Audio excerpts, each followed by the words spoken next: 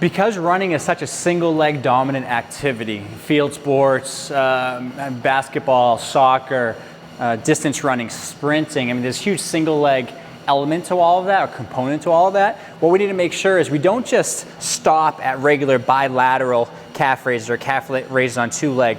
Why? Because the demand does not kind of meet or match or prepare us for that end goal. We're trying to get back to sport and athletic, which is very single leg loaded. So what I like to do from bilateral calf raise is to really put in that 2-to-1 calf raise in the middle between calf raise on two legs to calf raises on one leg, because that provides a nice in-between step to help build some load and build some tolerance. So I'm not automatically jumping to twice the load with a single leg calf raise. So just to show you a 2-to-1 calf raise, again, just like before, I can perform this in any way. Start on the ground, very simple way to do it. Again, leaning forward just to hold on. I'm coming up, controlled on two.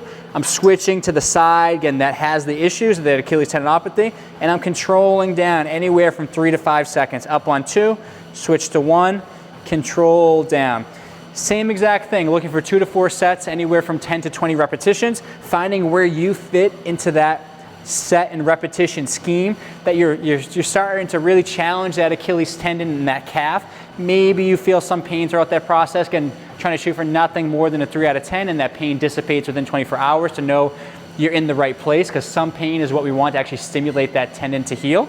But from there, what we can do, again, obviously goal to add a little bit more range of motion, a little more challenge through that motion with the deficit or this elevated position. So doing that on a stair at home, a plate, a weight plate, which I have here, or a curb. Coming up on two, same thing, switching to one, slowly controlling down onto a single leg, starting up on two, one, and then lowering down. So really using 2 feet to help me set up in the highest position possible, that I can then shift over to that single leg, hold for a second or two, and then 3 to 5 seconds on the way down, okay? 2 different ways to do this. Find where you fit into this progression, what works for you.